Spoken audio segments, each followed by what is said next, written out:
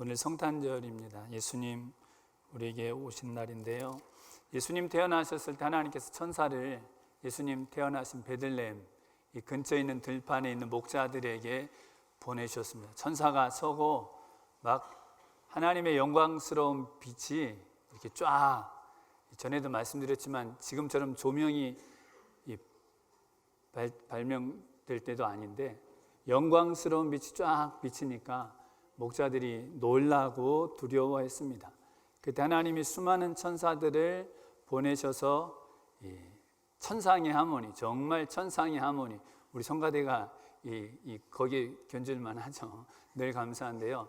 정말 수많은 천사들이 함께 드린 찬양이 오늘 누가복음 2장 13절 14절에 드리게 하신 찬양입니다. 호련히 허다한 천군이 그 천사와 함께 있어 하나님을 찬송하여 가로되 지극히 높은 곳에서는 하나님께 영광이요 땅에서는 기뻐하심을 입은 사람들 중에 평화로다 하니라. 여러분, 지극히 높은 곳에서는 하나님께 영광, 이러면 어떤 의미입니까? 영광, 하나님께 영광. 우리 성가대가 오늘 이 영광 찬양 드렸는데 하나님께 영광 어떤 의미입니까? 영광, 영화로운 빛입니다. 영화로운 빛. 정말 보기만 해도 너무나 아름답고 너무나 예쁘고 대단하고, 하나님께 영광이라는 것은 하나님 정말 대단하시다는 겁니다. 하나님 같은 분 없으십니다. 하나님 최고십니다. 여러분, 이렇게 이 하나님께 올려드리는 게 하나님께 영광입니다. 하나님께서도요 너무 기쁘신 거예요. 입을 다물 수 없을 정도로. 여러분, 그렇게 기뻐 보신 적 있어요? 막 기쁨을 감출 수가 없어. 어떻게 좀 아무리 감추려고 해도 감출 수 없을 정도로 막 너무 기쁜, 하나님 지극히 높은 곳에 계셔서 하나님은 그 자체로 영광 자체십니다. 영광에 휩싸여 계신 분이십니다. 그런데 그 지극히 높은 곳에 계신 하나님조차도 막 하나님 최고시라 그러니까 너무 기쁘셔서 이 기쁨을 감출 수 없는 막 그런 하나님께 올려드리는 찬양 감사, 그것이 무엇이냐면 하나님께 영광, 하나님 찬양입니다. 성경에 그런 대표적인 사건이 바로 출애굽기 15장에 이스라엘 백성들이 홍해를 건너고 하나님께 드린 찬양입니다. 모세와 온 이스라엘 백성이 땅이 막 들썩일 정도로 하나님을 찬양합니다.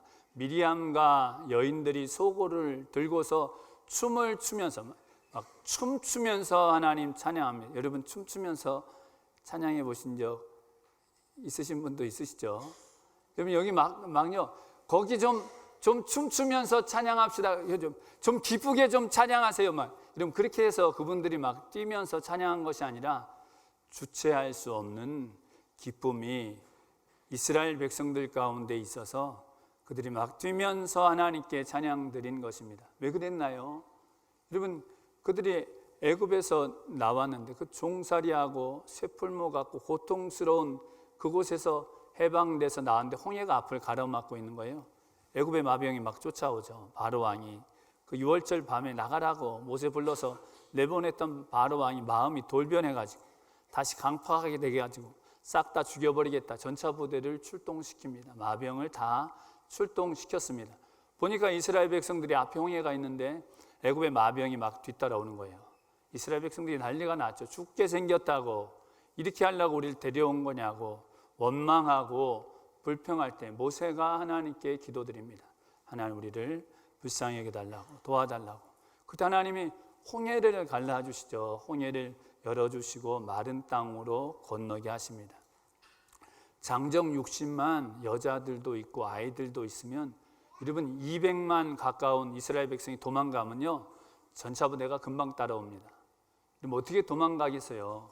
마병으로 전차부대로 따라오는 그들을 어떻게 피할 수 있겠습니까? 근데 홍해를 건널 때 하나님의 구름이 이스라엘 백성과 애국 군대 사이에 이렇게 진치고 딱 계속해서 돌봐주십니다.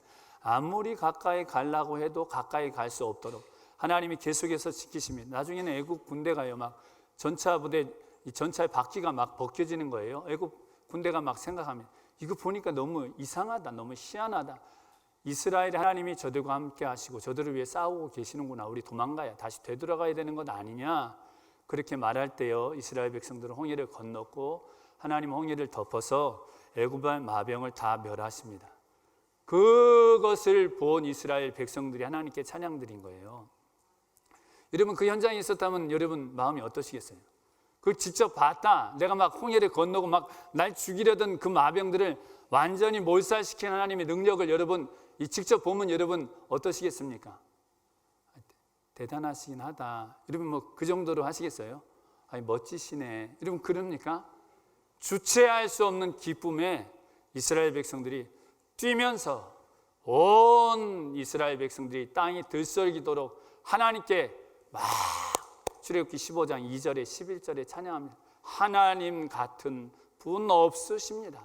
신중에 누가 하나님과 같이 이런 기이한 일을 행하십니까? 하나님 같은 분 없으십니다.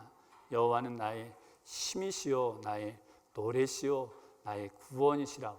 그 주체할 수 없는 기쁨에 찬양 드렸던 것이 무엇이냐면 하나님께 영광입니다. 하나님 최고시라는 것입니다. 이런 무엇이 하나님께 영광입니까? 뭐가 그렇게 하나님께 영광입니까? 오늘 누가복음 2장 11절 12절에는 바로 너희를 위하여 오늘날 다윗의 동네에 베들레헴 떡집이죠.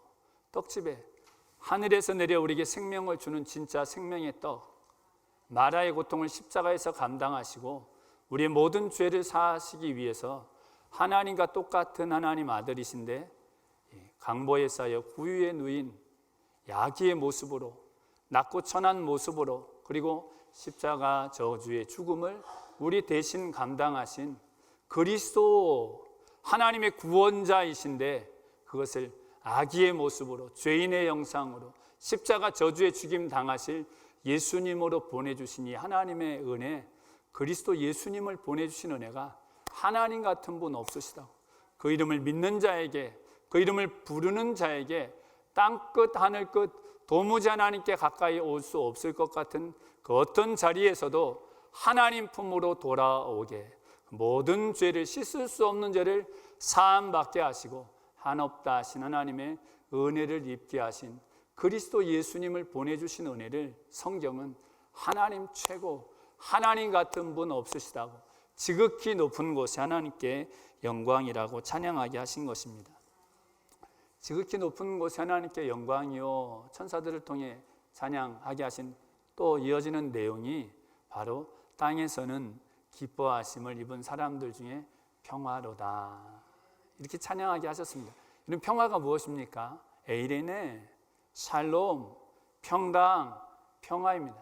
하나님이 함께 하셔서 모든 것이 최고로 복된 상태, 성경은 그것을 샬롬, 에이레네, 평강, 평화라고 말씀하십니다. 여러분 그 평화가 무엇입니까? 그 평강이 무엇입니까?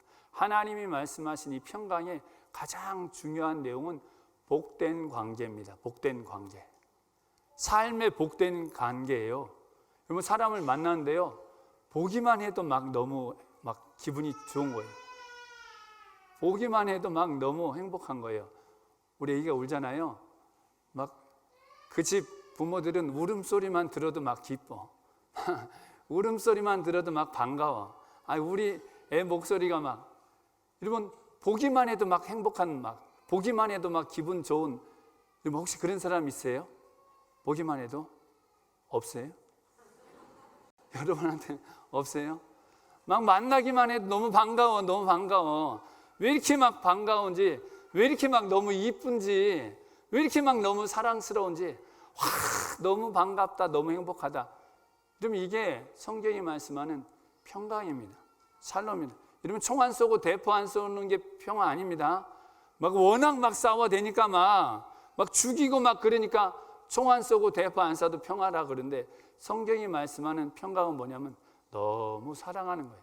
너무 사랑스러운 거예요. 너무너무 보기만 해도 너무 행복한 거예요.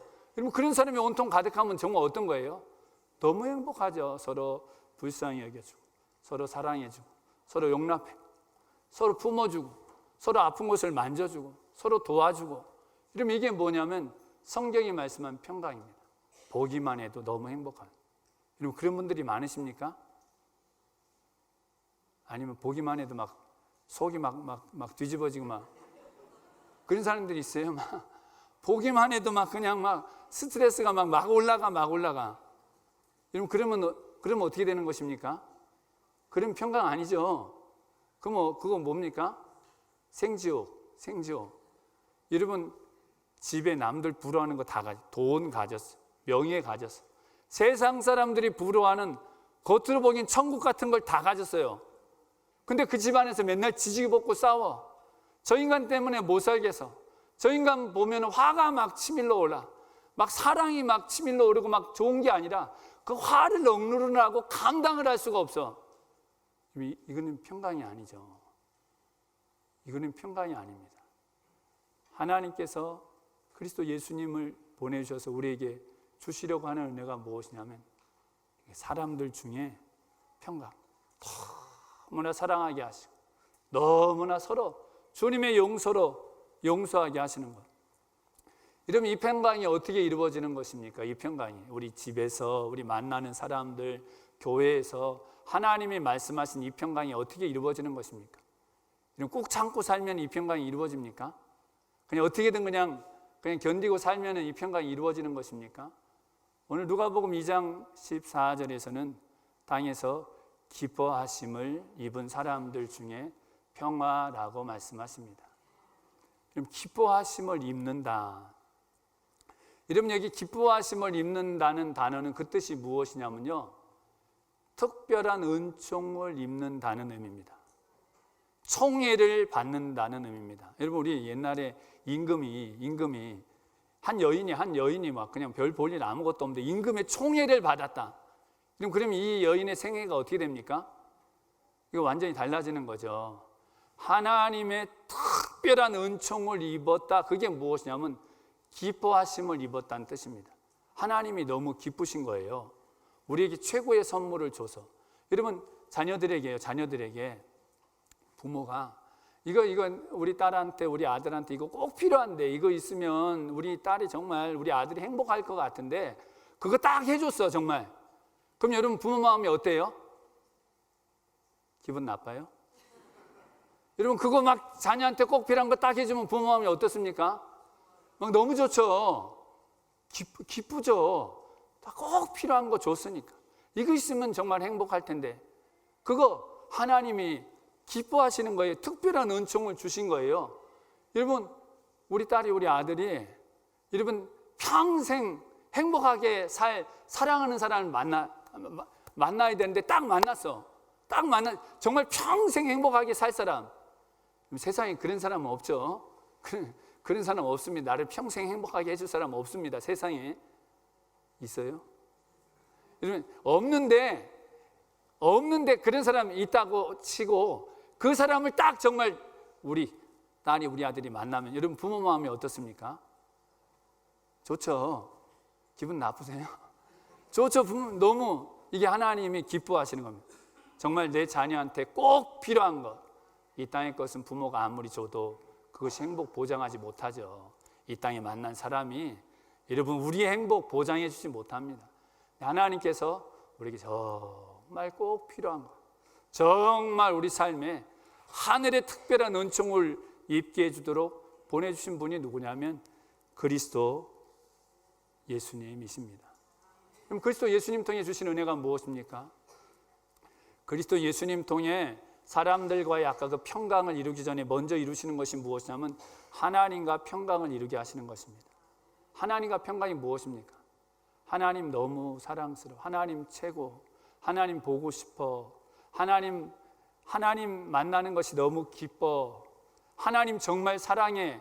여러분, 이게 평강입니다. 이게 하나님과 우리 사이의 평강입니다. 여러분, 그러세요? 하나님 막 생각나고 그러세요? 잘 모르겠어요. 하나님 너무 기뻐. 막 기도를 아무리 해도, 찬양을 아무리 드려도 막 너무 기뻐. 아니세요? 힘들어 막. 여러분, 하나님과 평강이 무엇이냐면 하나님 생각 계속 나는 거예요. 하나님을 기쁘시게 하는 것이. 여러분, 사람은 이런 사람이 없어요. 누구를 만나면 그리스도 예수님, 하나님의 특별한 은혜를 입으면 하나님이 우리를 얼마나 사랑하시는지 한없이 우리를 사랑하시는 증거로 씻을 수 없는 우리의 죄를 다 용서해 주시고 한없는 하나님의 사랑을 받을 수 있도록 우리 대신 십자가의 죽음을 당하실 그리스도 예수님을 보내주신 그 은혜를 깨닫고 나서 하나님 사랑이 얼마나 큰지, 나도 하나님 사랑합니다, 정말 감사합니다. 그럼 그것이 무엇이냐면 하나님과 평강입니다.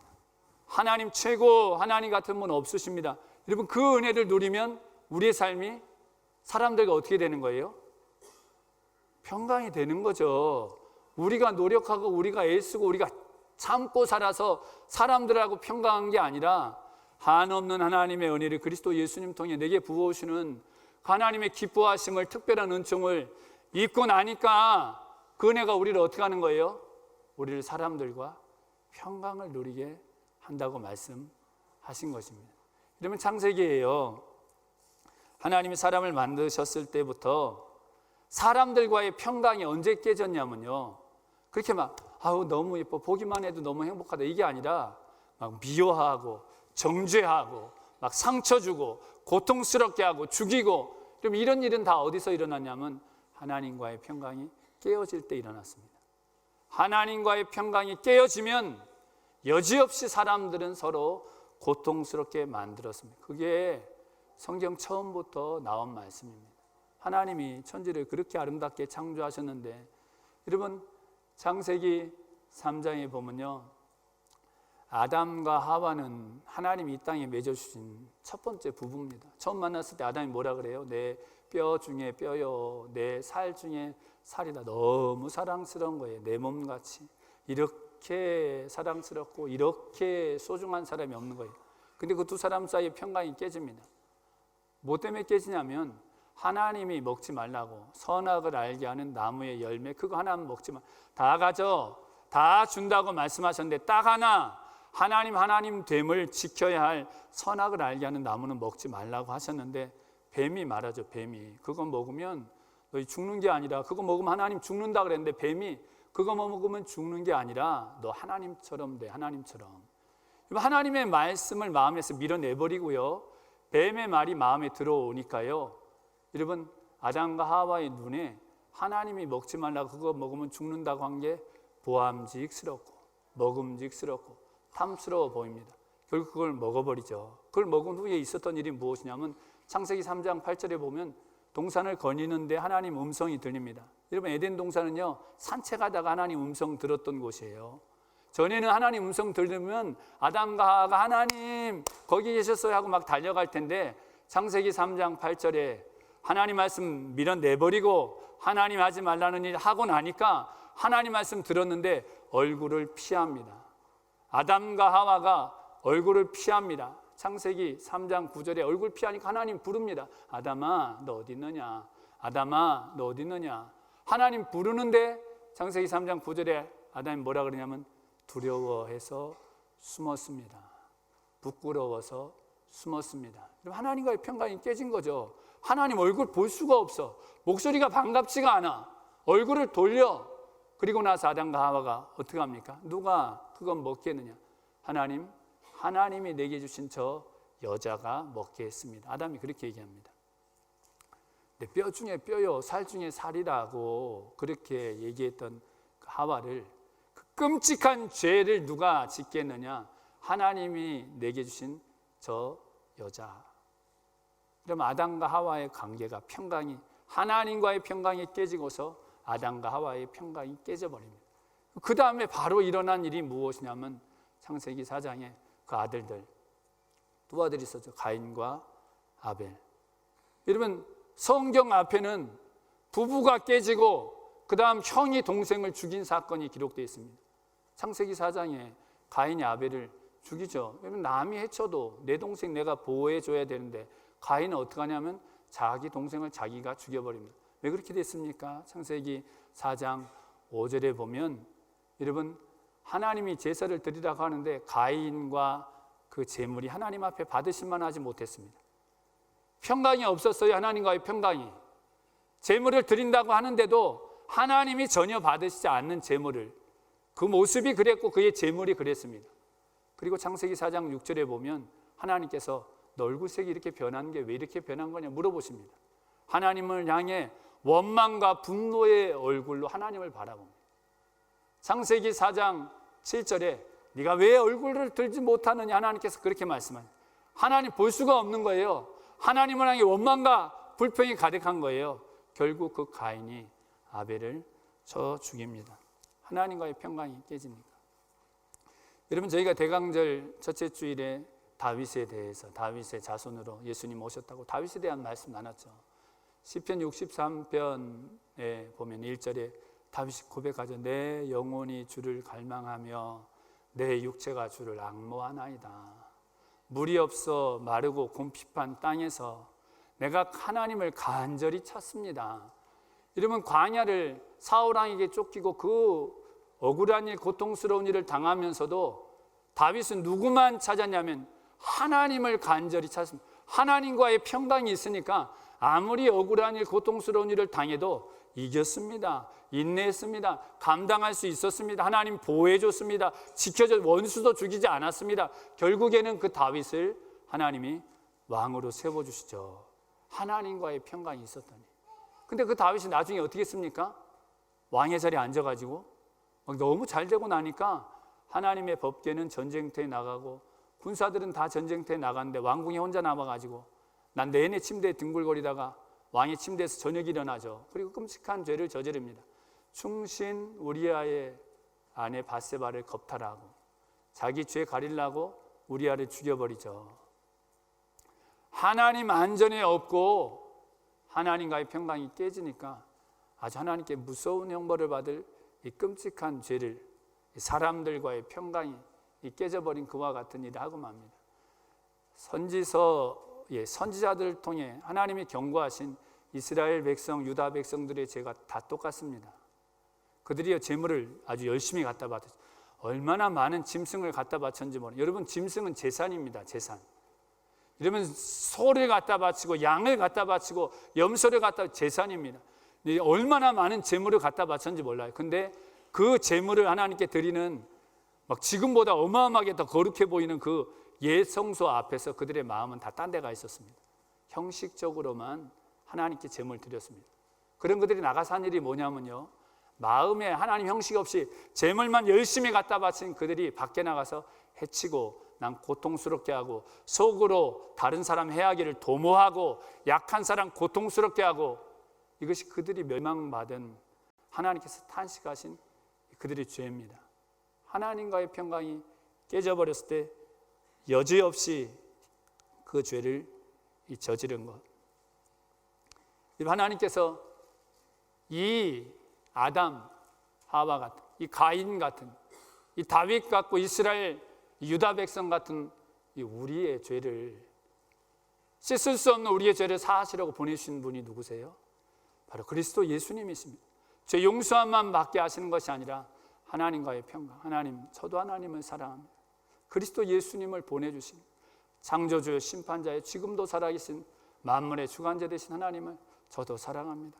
저도 경외합니다. 그 하나님을 끊임없이 다시 바라보게 하시는 분, 바로 그리스도 예수님을 우리에게 보내주시고 기뻐하신 것입니다. 특별한 은총을 주시고 하나님께 영광이요, 땅에서는 기뻐하심을 입은 그 특별한 하나님의 은총을 입은 자들이 주님의 사랑으로 살게 하시는 하나님께서 예수님 통해 베풀어 주시는 이 하나님의 은혜가 말씀처럼 저와 우리 성도님들에게 충만하시기를 예수님의 이름으로 축원드립니다. 아멘. 두 번째, 지극히 높은 곳에서는 하나님께 영광이요 땅에서는 기뻐하심을 입은 사람들 중에 평화로다. 바로 이 그리스도 예수님을 통해 하나님의 우리에게 하늘의 평강을 누리게 하시고요, 우리를 통해 화목케 하는 일, 예수님을 통해 하나님과 우리를 화목케 하신 것처럼 그 하나님의 은혜로 이 갈등하고 원수되었던, 하나 될 수 없었던 사람들을 화목하게, 화평하게 하신 것처럼 우리를 통해서도 그 사명을 감당하게 하신다고 말씀하십니다. 여러분, 성경에요, 하나님과의 평강이 깨지는 것이 얼마나 끔찍한 일인지를 깨닫게 해주는 사건, 그 평강을 다시 회복시켜는 이 도구로 쓰임받는 것이 얼마나 중요한지를 깨닫게 해주는 사건이 있는데, 그것이 바로 이 출애굽기 32장에 이 금송아지를 이스라엘 백성들이 시내산 아래에서 만든 사건입니다. 출애굽기 19장 1절에 보면요, 이스라엘 백성들이 애굽에서 나온 지 3개월 됐을 때 시내산에 이르릅니다. 시내산. 그 시내산에서 하나님께서 모세에게 십계명을 주십니다. 근데 하나님께서 모세에게 십계명을 그 산에서 주실 때 그 밑에 있던 이스라엘 백성들은 아래에서 뭐 했냐면 금을 모아서 금송아지를 만들었습니다. 금송아지.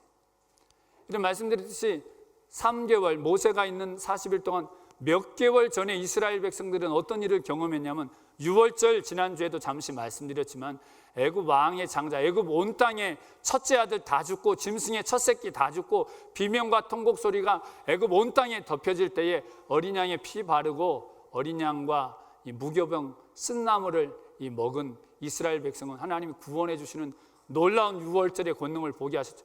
홍해도 건너게 해주셨습니다. 그 홍해 아까 그 놀라운 일을 경험하고 그 다음에는 수르 광야에서 마라의 쓴물을 달게 해주셨습니다. 양식이 떨어졌을 때 하늘에서 매일매일 만나를 내려주셨습니다. 그리고 르비딤에 물이 없을 때에 반석에서 생수를 내어주셨습니다. 그리고 출애굽기 19장에 시내산에 이르렀을 때는요, 어떤 일이 있었냐면 출애굽기 20장 18절에 보면 번개가 시내산에 막 쳤어요. 불 가운데 하나님이 강림했어요.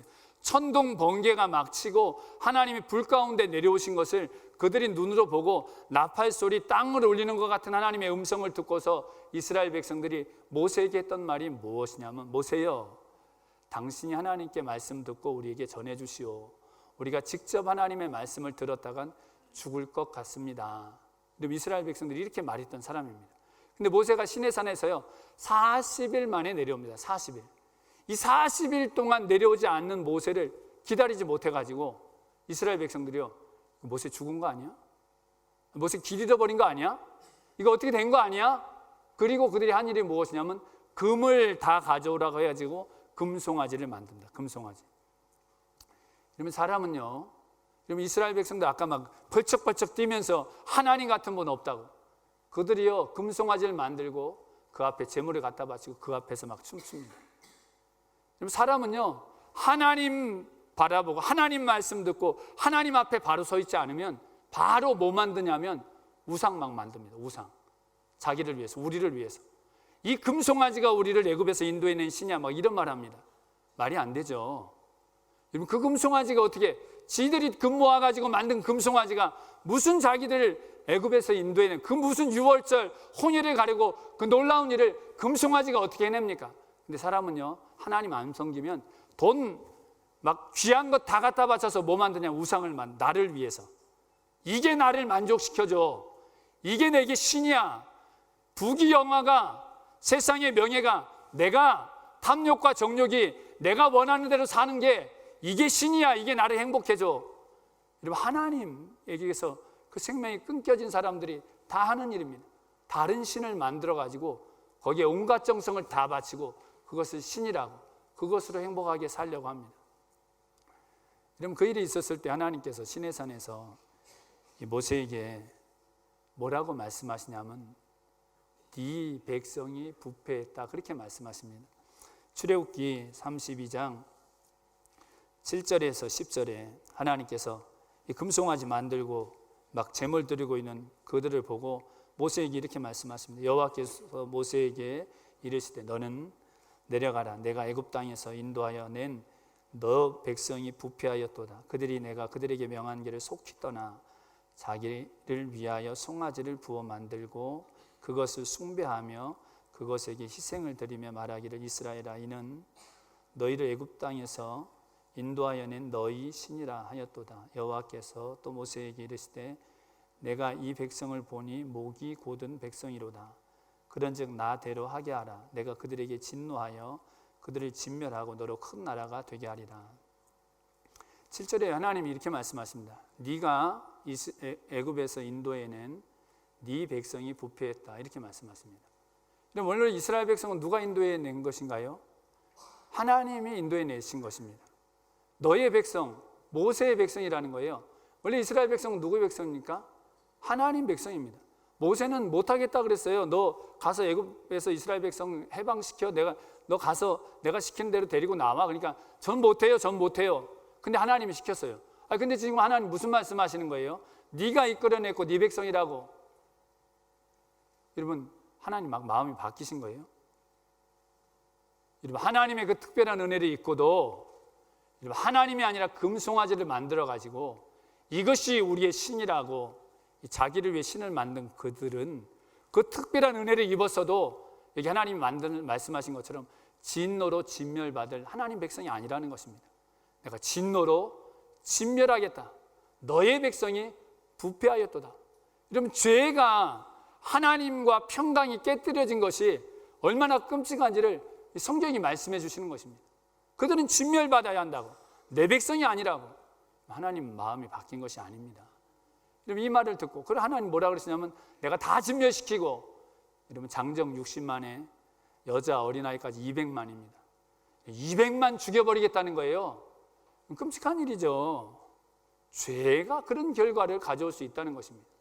그리고 내가 다 멸하고 너 모세 너를 통해 다시 큰 나라를 만들겠다. 하나님 그렇게 말씀하셨어요.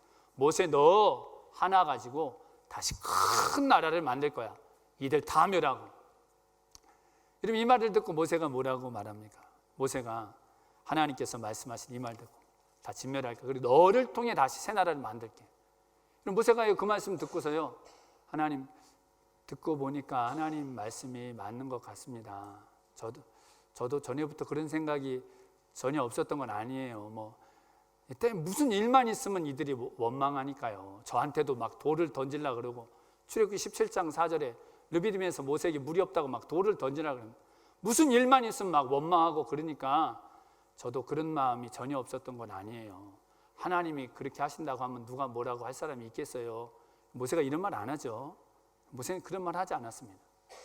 그렇게 모세를 원망했는데도, 모세에게 돌까지 던지려고 했는데도 하나님의 그 말씀을 듣고 모세가 이렇게 하나님께 말씀드리고 기도합니다. 출애굽기 32장 11절에 13절에 모세가 그 하나님 여호와께 구하여 가로되 여호와여 어찌하여 그 큰 권능과 강한 손으로 애굽 땅에서 인도하여 내신 주의 백성에게 진노하시나이까?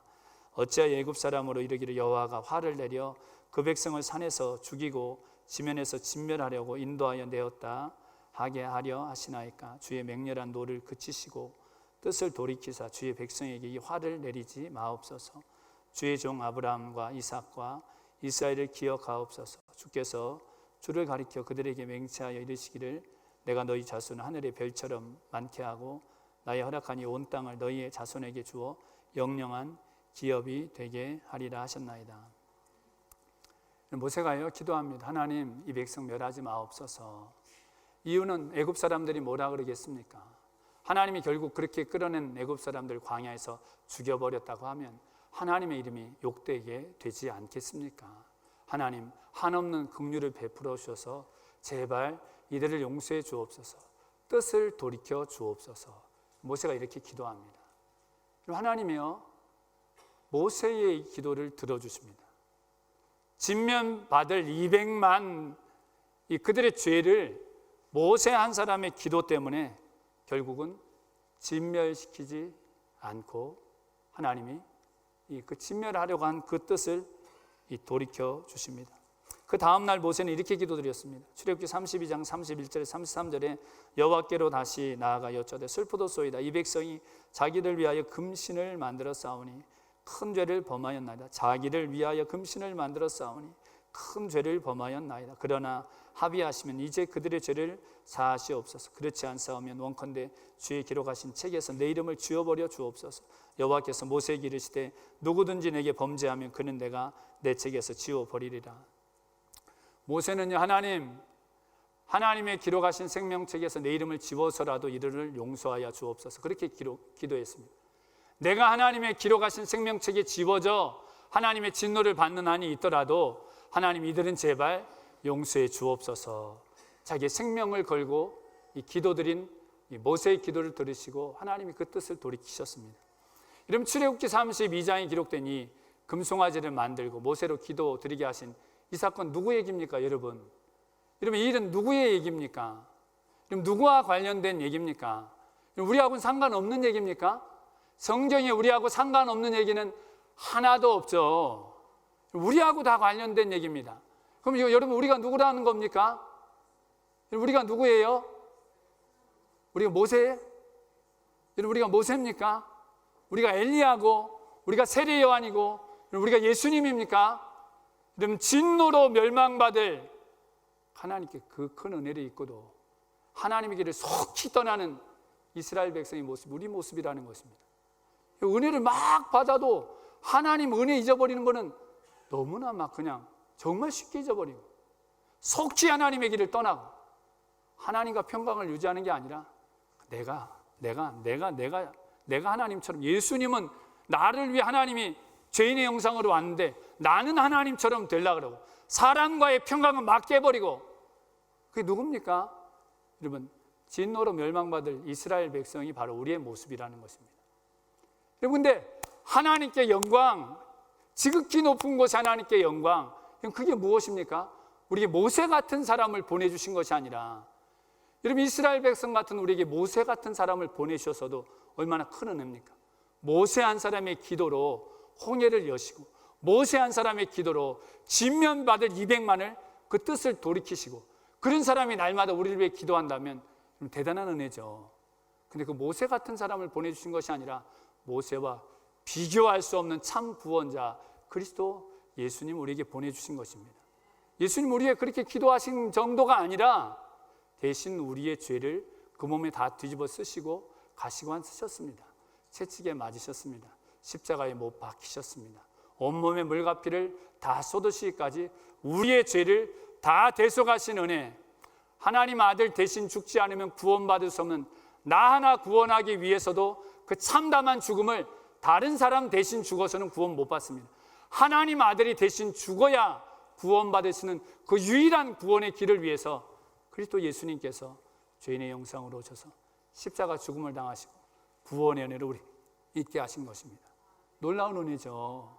놀라운 은혜를 지극히 높은 곳에 하나님께 영광 되신 하나님의 특별한 은총을 있게 하신 그 은혜를 그리스도 예수님 통해 허락하신 것입니다. 그것뿐이 아니라요, 시내산 아래 이스라엘 백성 같은 우리도 이제는 누구와 같이 되게 하냐면 모세와 같이 되게 하는 거예요. 모세와 같이. 우리는 모세와 견줄 수 있는 사람이 아닙니다. 모세는 누굽니까? 히브리서 3장에 보면요, 모세는 예수님과 견주어집니다. 예수님이 얼마나 위대한지를 성경이 설명할 때 모세를 빗대어 설명합니다. 왜냐하면 모세를 너무 위대하게 생각하니까. 그 모세보다 비교할 수 없이 뛰어난 분이 예수님이다. 예수님과 비교됐다는 거 대단한 거죠. 그죠? 김 집사님보다 예수님이 뛰어나셔, 이렇게 비교 안 하죠. 그 위대한 모세보다 예수님 어마어마하게 위대하셔. 그 모세와 같은 사람으로 우리를 만들어 주신다는 거예요. 우리 모세가 될 수 없죠. 근데 모세보다 위대하신 그리스도 예수님께서 죽으시고 부활하셔서 우리 안에 들어오신다는 것입니다. 우리를 어떻게 하게 하시는 거예요? 돌 던지고 핍박하고 모욕한 그들을 위해서 하나님 내 이름을 지워서라도 저들을 구원하여 주옵소서, 그런 기도를 드리게 하신다는 것입니다. 내 이름을 지워서라도 하나님 저들을 구원하여 주옵소서. 여러분, 그런 기도 드리고 싶으세요? 하나님 내 이름 지워서라도 하나님 저 사람 용서해 주옵소서. 그래서 진짜 지워버리면 어떻게 해요? 혹시 그런 생각 드신 분 있습니까? 하나님 내 이름 지워서라도 저를 용서해달래. 그래, 너도 지우고 너도 지우고. 하나님 그런 분 아니죠. 여러분, 고린도후서 5장에 보면 그리스도의 사랑이 우리를 강권하시는도다, 그렇게 말씀하십니다. 한 사람이 모든 사람을 대신하여 죽었은즉 모든 사람이 죽은 것이라. 저가 모든 사람을 대신하여 죽으심은 산 자들로 하여금 다시는 저희 자신을 위해 살지 않고 저희를 대신해 죽었다가 사신 자를 위하여 살게 하려 하십니다. 여러분, 이게 놀라운 은혜입니다. 이스라엘 백성 우리 죄 가운데서는 나를 위해 계속 삽니다. 나를 위해서. 근데 이제 나를 위해 사는 것이 아니라 나를 위해 죽으셨다가 다시 사신 예수님을 위해, 하나님을 위해, 다른 영혼들을 위해, 고통받는 영혼들을 위해, 오히려 나를 핍박한 영혼들을 위해, 원수 같은 인간들을 정말 주님의 긍휼로 품고 용서하고 용납하고 사랑하면서 정말 눈물로 주님의 긍휼로 그들을 위해 기도하게, 그들을 위해, 주님을 위해 살게 하시는 것, 이게 성경이 말씀한 제일 놀라운 복입니다. 모세가 그런 사람이었죠. 모세는 내 이름 지워서라도 이를 구원해달라고, 용서해달라고. 여러분, 그 모세의 기도가 어땠습니까? 200만이 다 원망하고 불평할 때 한 사람 모세의 기도를 들으시고 홍해를 여신 분이 하나님이십니다. 하나님 은혜 대단하죠. 200만이 원망해도 한 사람 모세의 기도로 홍해를 여섰습니다. 200만이 원망해도 한 사람 모세의 기도를 듣고 마라의 쓴물을 달게 하셨습니다. 양식이 다 떨어져도, 다 원망 불평해도 한 사람 모세의 기도를 듣고 하늘에서 양식을 내려주셨습니다. 물이 없어 죽을 것 같은데, 그래 다 원망하는데 한 사람 모세의 기도를 듣고 하나님 반석에 생수가 나게 해주셨습니다. 왜 모세의 기도가 그렇게 위대한 것입니까? 하나님, 나를 핍박하고 돌도진 저들조차도 내 이름 지워서라도 그들을 용서해달라는 하나님의 긍휼을 품은 그 기도가 놀라운 위대한 하나님의 역사를 일으키는 기도가 되었던 것입니다. 우린 그런 기도 못 드립니다. 우리 마음에는 그런 마음이 없습니다. 근데 그리스도 예수님, 특별한 하나님의 은총으로 지극히 높은 곳에 하나님께 영광 되신 그리스도 예수님을 보내신 그 은혜가, 그 한없는 주님의 은혜 앞에 설 때에 하나님이 우리 마음으로 하나님 앞에 주님의 그 사랑을 닮아서 눈물로 기도하게 하십니다.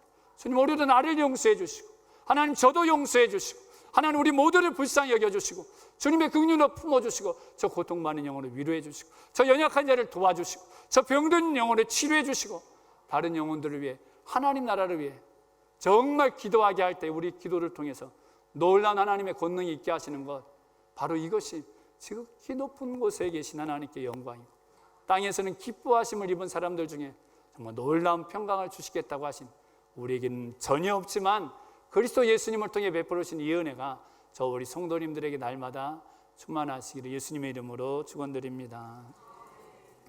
아멘. 기도드리겠습니다.